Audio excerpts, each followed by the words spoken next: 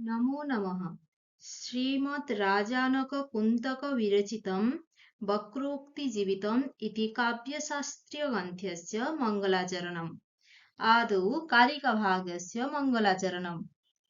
वन्दे कवीन्द्रवक्त्रेन्दु लास्यमन्दिरनर्तकीं देवीं सूक्तिपरिस्पन्द सुन्दराभिनयोज्ज्वलाम्।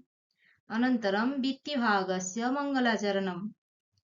जगत्त्रयवैचित्र्य चित्रकर्मविधायिनं शिवं शक्तिपरिस्पन्द मात्रोपकरणं नुमः। धन्यवादाः।